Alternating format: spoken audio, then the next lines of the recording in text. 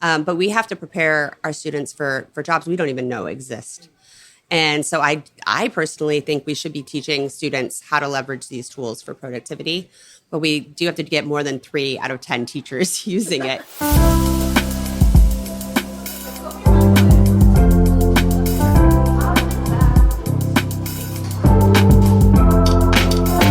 Listening to the NAESP Principal Podcast, where school leaders connect around real challenges, real experiences, and real growth. In today's episode, AI in the Classroom, Building Digital Citizenship from the Inside Out. Hosts Liz Garden and Scott McLeod talk with educator and innovator Katie Fielding about how principals can help teachers and students use AI safely, creatively, and ethically.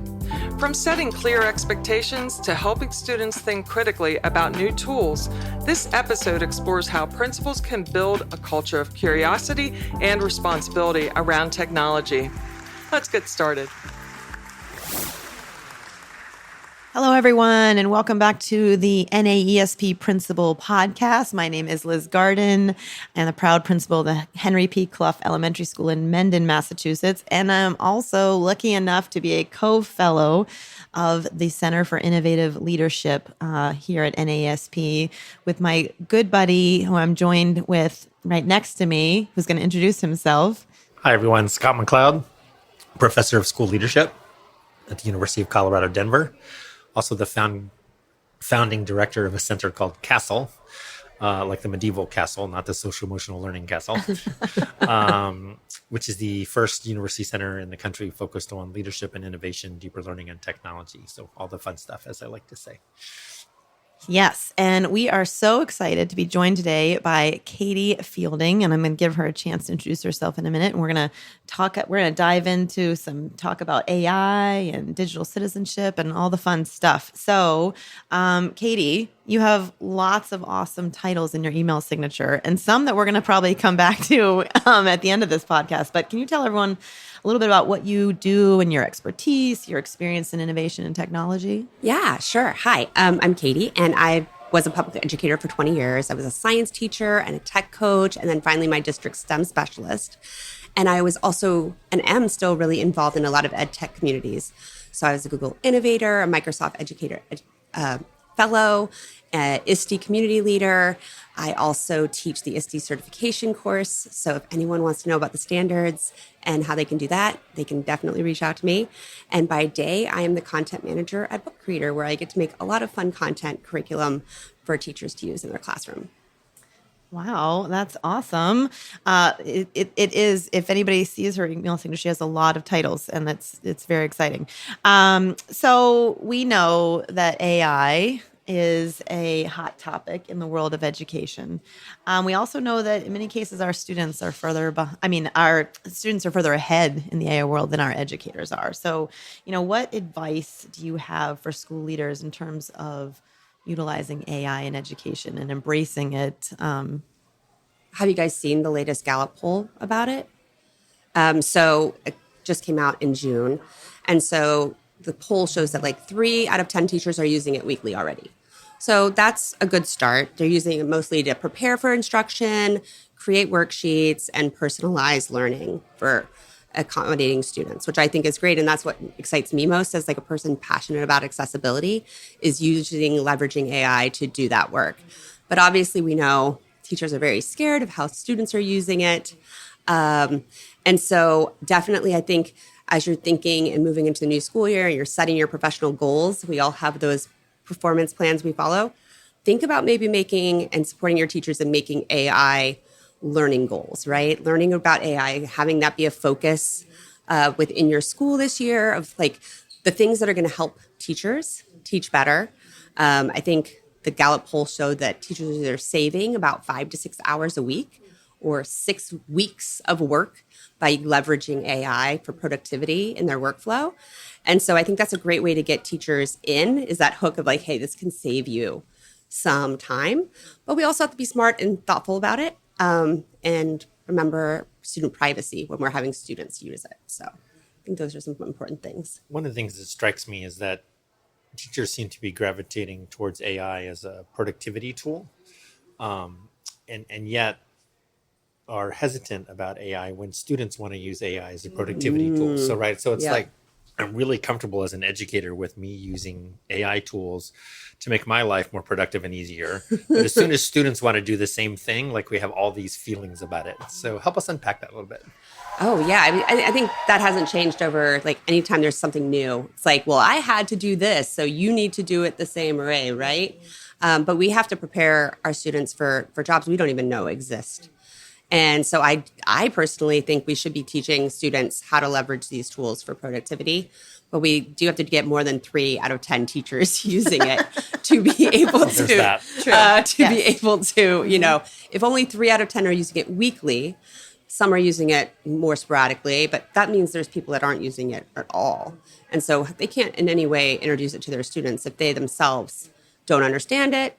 I think we really have to get the who or the how to use it, right? The when to use it, because it's not an all the time thing. And like the why, like when is it going to be the most impactful in my instructional practice? And when for a student can be like the most impactful in their learning process. Yeah, there just seems to be this for me, but not for thee attitude. Right. And so again, like when I as an educator use AI, I'm savvy, but when the student uses AI, They're cheating. they're cheating. Right. It's weird. Yeah, and dichotomy here. I think part of that, definitely comes from just educators not understanding and knowing all of the options. And, like when you talked a little bit about, you were mentioning about your focus on personalized learning using with it. And that's it's great to be, there's like the endless opportunities of what can be done. But if I'm a teacher who isn't comfortable, because there is a little bit of sort of letting go and letting kids explore and make mistakes and figure things out, and there are educators that struggle with that. So I think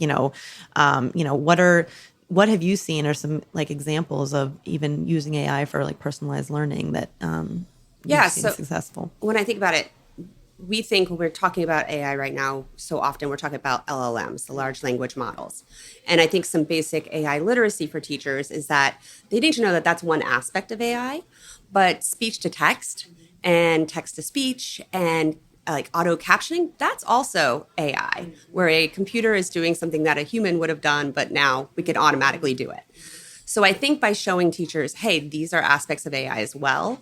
AI is a bigger thing than just LLMs. And here's how it can provide accommodations for when you have a full class of 30 students, you can't always make those accommodations for every student, but you can leverage technology to help you do that. And AI is really important in that process. Katie, I appreciate your emphasis on accessibility. Yeah.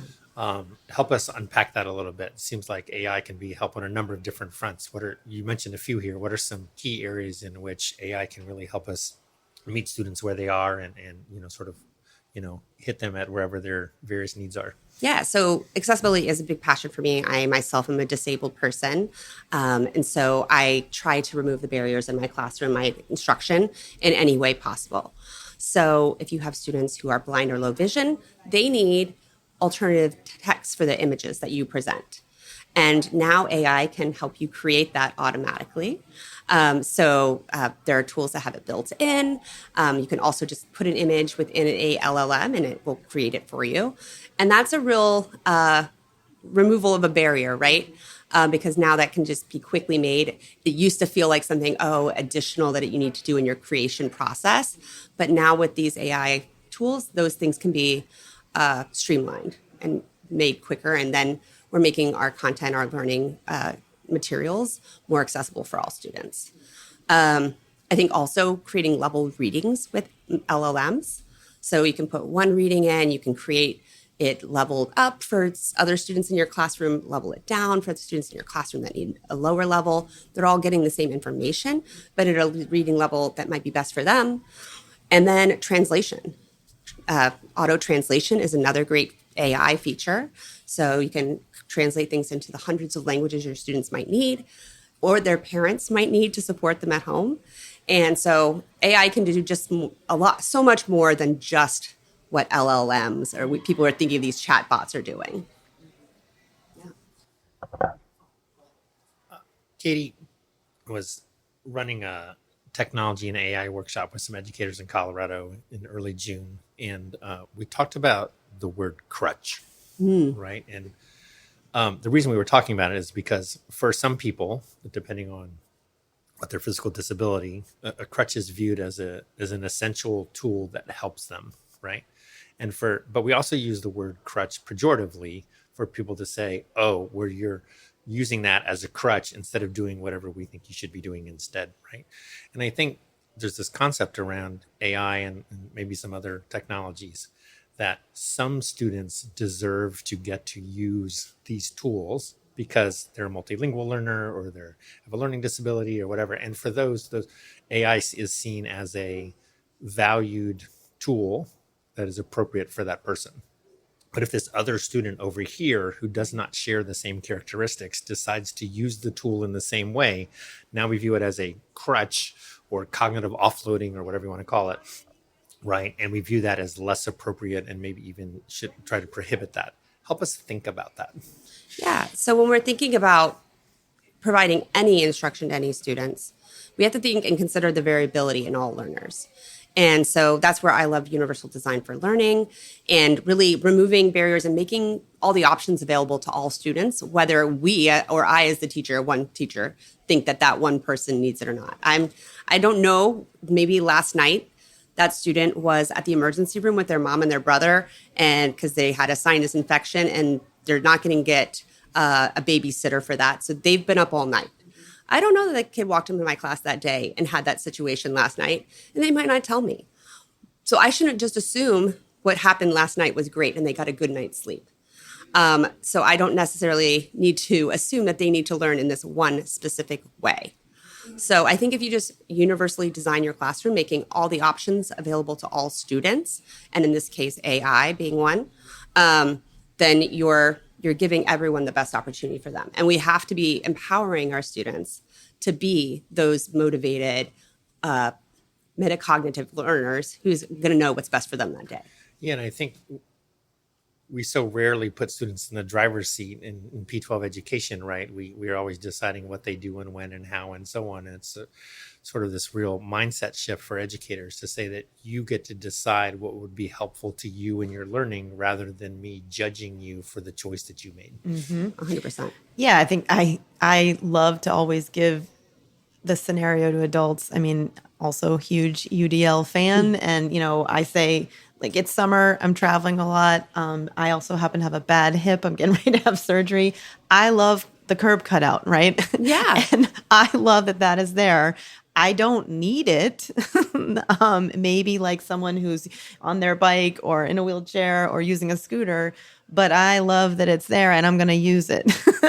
and that is going to help me go about my day better. Just like in the classroom with students. I mean, yes, we have students who have very specific needs, but then, we have another student who they might be fine with not needing speech to text, but if they're going to use that and they're going to create something that is amazing that they wouldn't have created if we just gave them the pencil and paper and said, fill up this blank page, why are we going to hold them back from that, right? And so, I do think we have to kind of always have that conversation with adults to, it is a huge mindset shift. And it's interesting because as adults, we and we know what works for us and what is helpful for us and what we need.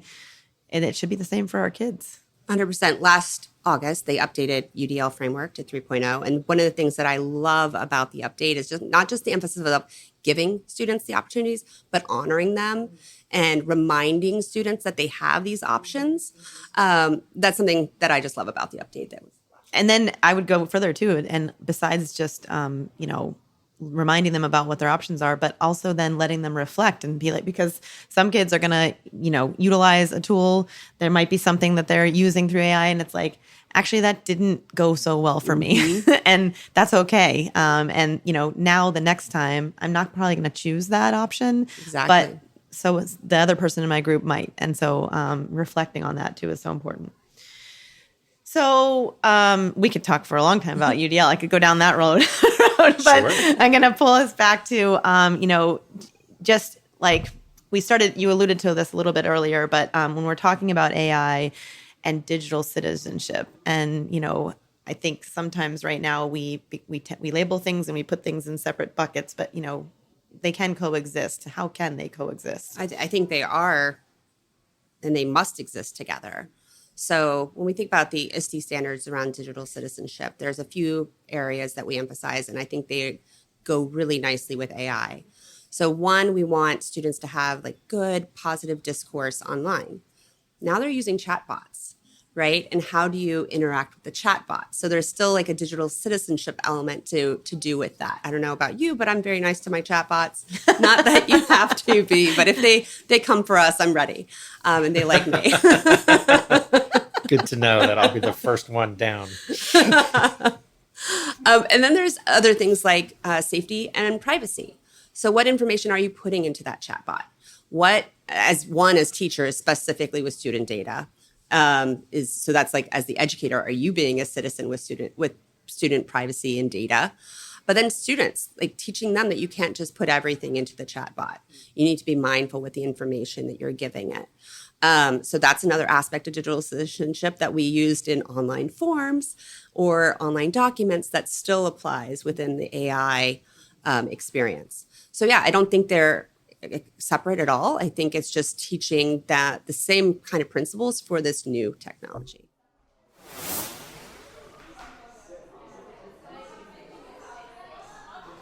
As new tools like AI enter the classroom, it's not just about technology, it's about people. It's about culture, belonging, and the human connections that give learning meaning. That focus on connection is what drives Charles Jefferson, Director of Workforce and Education at the Academy for Urban Scholars High School in Columbus, Ohio. Here's how he describes what truly powers growth in his school. People should be able to feel, see, and hear, what that school culture really is, and having a positive school culture. And as we're preaching, our scholars, equipping them with the tools to be ready for the workforce for what we call these new collar opportunities. I think it starts first with the environment that we set tone as a staff that will trickle down to our students and to our parents, and that is just a positive culture that's just cultivating on a daily. If you're looking for ways to help your teachers and students navigate AI and digital citizenship, NAESP offers a range of resources on digital learning, technology leadership, and student safety online. You can explore these anytime by visiting naesp.org and searching for digital citizenship or AI in education in the Resource Hub. Now, back to the conversation with Liz, Scott, and Katie. I'm just thinking about chatbots and younger children or adolescents, right? We're seeing the rise of teens, tweens, and maybe even elementary kids using chatbots, not just for academic purposes, but also for like emotional relationship, friendship purposes. And there's some concern from those who know about child development about things like, what does it mean to have an online chatbot that constantly affirms you rather than challenges you, or who may be connecting you to information that your family wished you didn't connect with or whatever, right? Like I think there's some new ethical concerns arising as we think about children arising with chatbots. And it's not going to go away, or like we're not going to ban them from using chatbots, but there's a lot to think about there. Especially when they put it into a cute toy-like structure and it feels very personal to the child. It's definitely something to be mindful of. And I think when we're coming to school chatbots, right, a really important piece is that can a teacher monitor that chat? So I know at ISTE, Google revealed that now Google Classroom will have Gemini in it, and all students will have access to it, and they're going to have Notebook LLM. And Matt Miller recently had a really nice LinkedIn post about it, and that, some tools like School AI, the teacher can observe that whole chat. But with Gemini, a teacher is not going to be able to. An admin, somewhere over, but if you're in a big district of 90,000 students like I was in, is anyone really going to be looking at all of those chats unless there's a specific issue that we know arises? But you're not going to know about all those small chats that students are going to have with those chatbots where maybe they share something that's troubling them or that really we would love them to go to a human for. So it's really nice when a teacher can monitor those things. Yeah, and I think the monitoring is important, but also I think it goes back again to educating educators and everyone involved, that because there will be teachers that aren't even aware, right, of that, and also educating kids about like, okay, like this is, of course, we want them to connect with humans. Like we never want to lose that. And so it means having sometimes some tough discussions and some open and honest discussions, I think, with our kids. I'm a mom of two 10-year-olds, and I am learning as I go this whole parenting thing. And I'm messing it up, but I'm realizing, oh gosh, like I have to have lots of conversations with my kids to help them understand this world, that it's not going away. It is part of their experience. It wasn't part of my experience. And so, it's just, it means us continuing to educate and have open conversations, I think. So we've always been concerned about literacy in schools, and then we've started to fold in other kinds of literacy into that work. So technology literacy, information literacy, media literacy. We're now talking about AI literacy. I wonder how we do all of that, both in terms of just time, right? We have so many things on our plate already, and now all these other literacies that NCTE and others remind us about. And how do we also pull that into our regular classrooms rather than just outsourcing it to the librarian or the media specialist or the STEM lab, computer science teacher or whatever? Yeah, I think, that American Federation of Teachers is about to have a huge AI literacy PD available for teachers. It has been funded by a lot of the people obviously making the AI, so that's interesting. But yeah, I think PD, the teachers need the professional learning on this is the first step. And a lot of us are probably already feeling behind the ball on that. Like, it's been 3 years now. So we got to catch up, we got to learn so that we really can support our students in their own AI literacy. Also, taking it beyond our classrooms, like back to our parents, like those of us that have aging parents, like there's a bigger community that needs to understand these AI literacy aspects. And so it's really in everyone needs to hear and understand these new technologies. Well, I know we've talked a little bit about that you just attended ISTE. So do you have some amazing AI related awesomeness to share? I mean, you said a little bit about Gemini in Google Classroom, but I'm sure there's tons of other things. What did you discover? There are lots of fun or interesting ways that AI is being, utilized by tools. I saw this in this one tool called We Will Write, which was a really cool gamified writing experience where students get to kind of compete in drafting and responding to prompts. And so they're not using AI at all within their writing. But then after the writing takes place, they get to vote on one another's writing. And then AI gives them some feedback, and the teacher can see that feedback, not the students necessarily.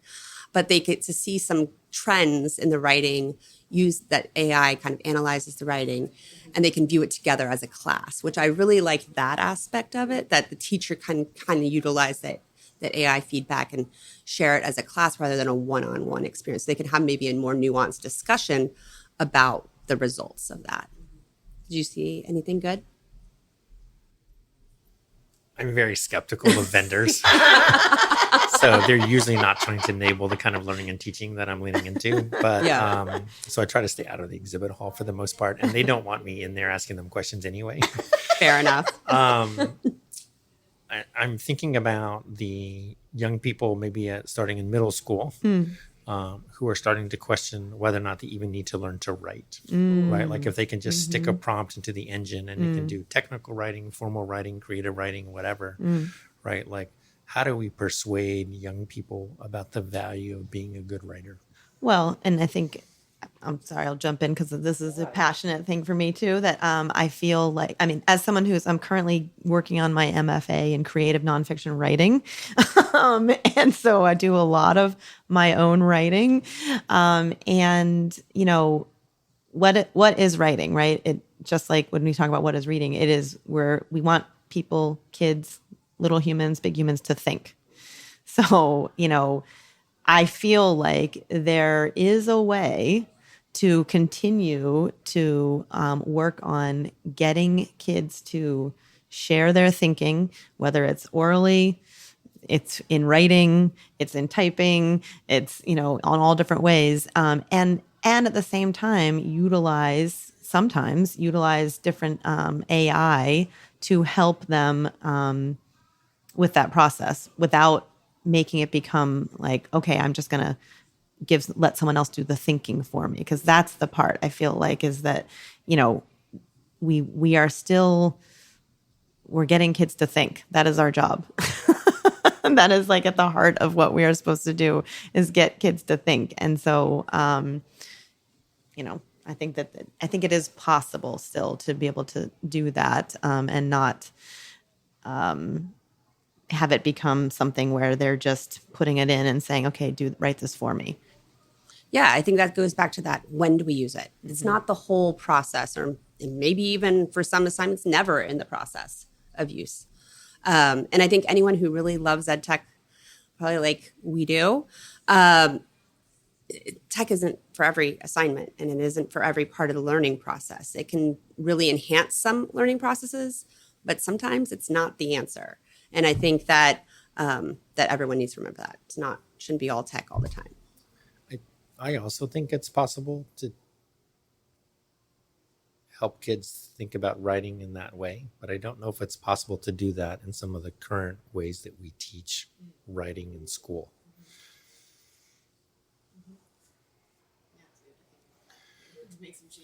Right? I mean, if you're asked to read 3 disconnected paragraphs and find the main idea and then spit back a summary, and you're struggling to find meaning in those learning tasks, and that's your basic modality for a lot of your writing, right? Is consume this, regurgitate that. You don't get to read an entire book. You only get to read a snippet. Right. All these sort of things that we inflict upon children in ELA classes. We have to go back to authenticity and providing authentic experiences and authentic, writing. I mean, I have sitting on my desk back in my office right now, I have several letters that students wrote to me because they saw an issue in our building and they were motivated. It wasn't an assignment. and they wrote a ton advocating for, solving this problem in our school. And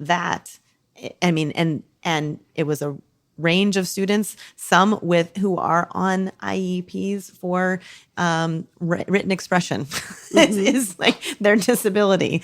And that did not come through in what they wrote to me because they were passionate about it. It was authentic. It meant something to them, and something's going to happen because of that writing. When you ask kids to compare 3 separate paragraphs and summarize it, nothing's going to come out of that. Nope. At least not for them, for sure. I don't know. So yeah, we definitely have to rethink the types of writing that we're asking kids to do and the reasoning behind the writing, and figuring out how then you can absolutely leverage AI to help you with that. Katie, Liz asked you what you've been learning. I'm interested in what you've been sharing. What are you helping people with?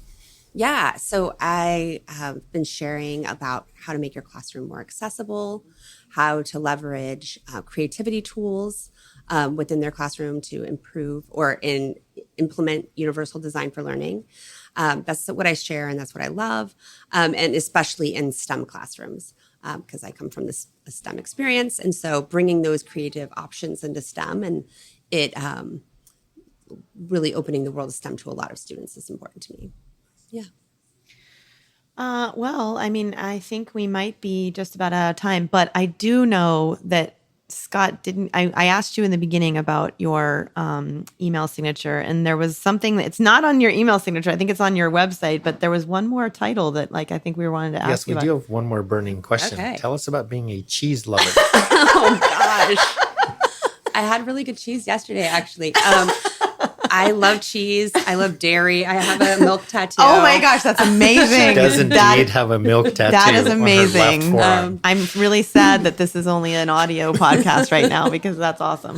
No, but as I said earlier, I have a disability. I was born with cystic fibrosis, and I am very sure that one of the reasons I'm alive is because I drink like near a gallon of milk a day to give me like the caloric needs. And so dairy is just my life, and cheese is just a great way to like explore the world. Okay. I love cheese and ice cream. Like whenever you travel, they have different cheeses and ice cream everywhere. And so that is just. Have you ever made it up to Vermont and had the Cabot cheese tour? I have been to yes. Cabot Okay, several good. times, and Okay, it's a good. great tour.